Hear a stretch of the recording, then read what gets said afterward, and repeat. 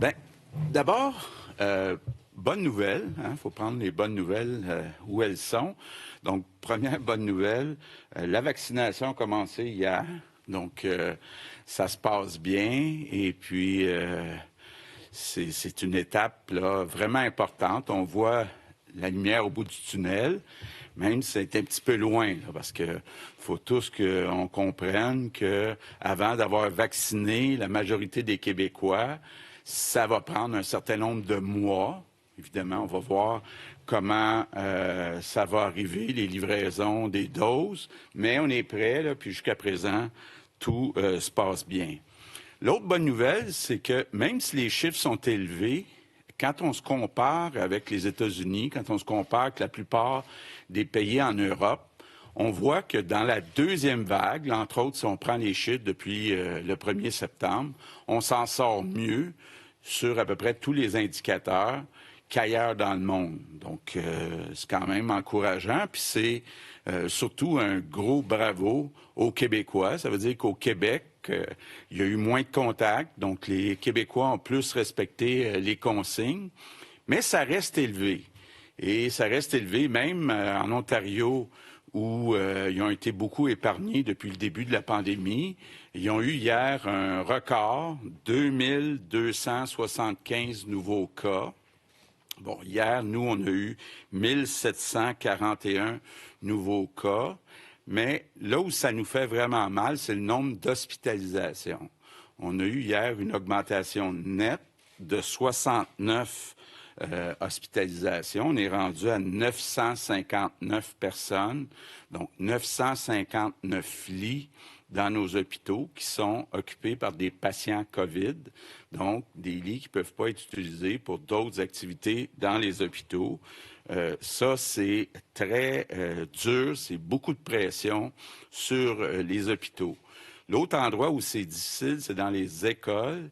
Hier, dans une seule journée, on a dû fermer 181 classes de plus. Donc, on est rendu à 1503 classes qui sont fermées. Ça veut dire qu'il y a à peu près 4,5% des enfants, malheureusement, qui ne peuvent pas aller à l'école. Donc, il est temps que les vacances arrivent.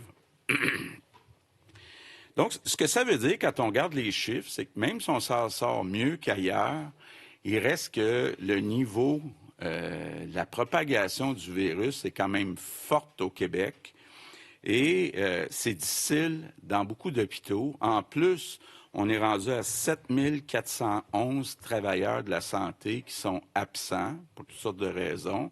Donc, c'est vraiment difficile dans les hôpitaux. Donc, on a eu des grosses discussions, le ministre de la Santé, la santé publique. On a essayé de consulter le plus de gens possible, de regarder ce qui se passe ailleurs. Puis là, aujourd'hui, on vous présente un nouveau plan qui est un peu, qu'on pourrait appeler une pause du temps des fêtes jusqu'au 11 janvier. Donc, ce qu'on propose, c'est d'étirer le temps des fêtes, le congé du temps des fêtes, jusqu'au 11 janvier. Donc, les nouvelles consignes qu'on annonce aujourd'hui, d'abord, les employés de bureau. On demande à tous ceux qui travaillent dans des bureaux de faire du télétravail. Donc, ça va devenir obligatoire à partir de jeudi, donc à partir du 17 décembre, jusqu'au 11 janvier, sauf dans des cas très exceptionnels où la présence au bureau est nécessaire pour être capable de donner le service. Ça va s'appliquer autant dans le secteur public que dans le secteur privé. Donc, partie importante, là, les bureaux, télétravail seulement. Je reviens sur les écoles. Ce qu'on vous avait annoncé, c'est que les écoles secondaires seraient fermées du 17 décembre au 11 janvier. On ne change rien de ce côté-là. Du côté des écoles primaires, on avait annoncé une fermeture du 17 décembre au 4 janvier. On vient ajouter une semaine. Donc, ça veut dire que toutes les écoles primaires vont être fermées du 17 décembre au 11 janvier. Mais les jours où il devait y avoir de l'école, il va y avoir des devoirs, puis de l'enseignement, des cours à distance.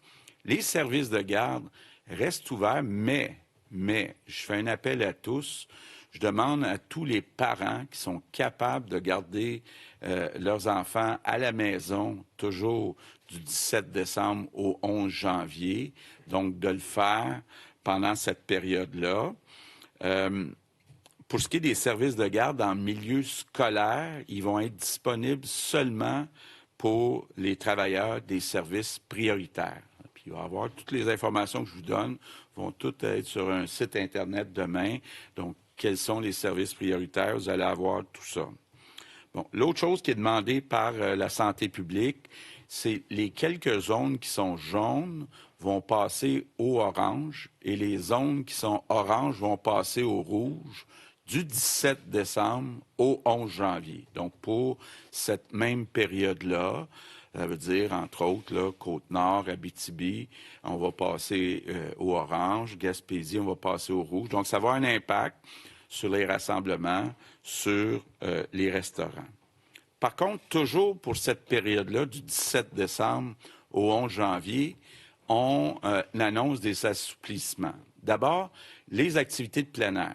Je sais qu'il y a beaucoup de gens qui le demandaient. Il y a beaucoup d'enfants qui vont être en congé du 17 décembre au 11 janvier, c'est ça. Donc, la santé publique accepte que les activités comme le hockey, que ça puisse être pratiqué, mais avec un maximum de 8 personnes. Même chose pour les cours de ski. Donc, il va pouvoir y avoir des cours de ski, maximum 8 personnes, plus le moniteur, l'entraîneur.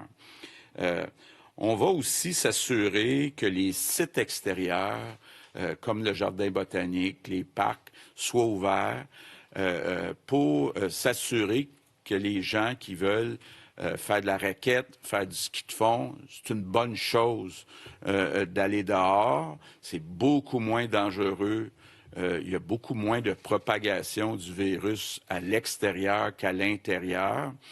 Mais c'est important, si vous allez faire du ski de fond, de la raquette, restez à 2 mètres des autres personnes. Par contre, ce qui va être interdit, c'est les rassemblements dans les cours, derrière les maisons. Ça ne sera pas permis. L'idée de permettre les activités extérieures, c'est que les gens bougent. Donc, on ne veut pas que ce soit des rassemblements statiques. Si les gens font du ski de fond, font du hockey, font du ski, c'est correct, même prendre une marche, mais rester à 2 mètres.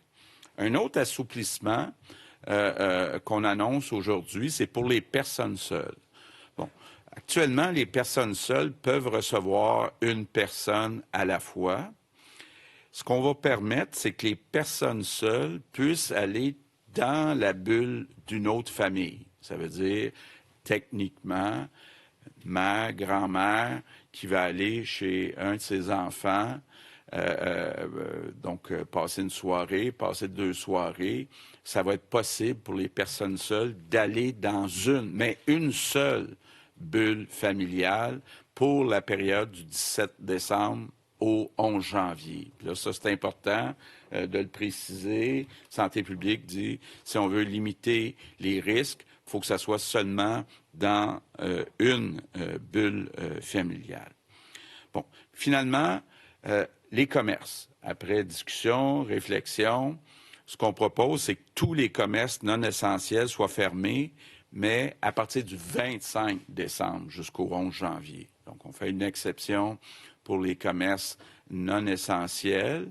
Ça veut dire, sauf les épiceries, les pharmacies, les quincailleries, les garages, les animaleries, ces commerces-là vont pouvoir rester ouverts, mais les autres vont devoir fermer pour la période du 25 décembre au 11 janvier.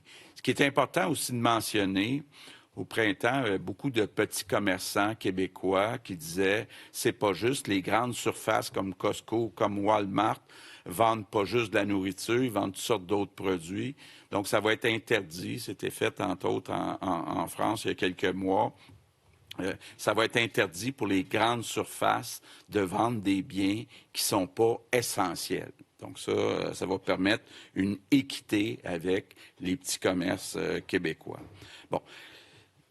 Les soins personnels, je je sais que je suis dû, moi, d'aller me faire couper les cheveux. Ça va être permis jusqu'au 25 décembre, mais ça va être fermé. Donc, les salons de coiffure, manucure, spa vont être fermés du 25 décembre au 11 janvier. Donc, c'est ça en résumé le plan qu'on propose. On pense que c'est un plan qui nous donne toutes les chances possibles d'abord d'aider les employés, les travailleurs, travailleuses de la santé là, qui ont eu un 10 mois très dur. Ça nous donne toutes les chances aussi, d'ici le 11 janvier, de casser cette deuxième vague-là pour qu'on puisse commencer ensuite vraiment à déconfiner. Puis ça va nous permettre aussi d'arriver au début de l'année 2021 avec des hôpitaux le moins débordés possible. Puis on sait que même en temps normal, c'est toujours un mois difficile, le mois de janvier. Donc, donnons-nous toutes les chances possibles. Donc, on est dans le dernier droit. Il faut faire un dernier effort. Et puis, je vais sûrement être comme vous. Là, on va se payer tout un Noël en 2021.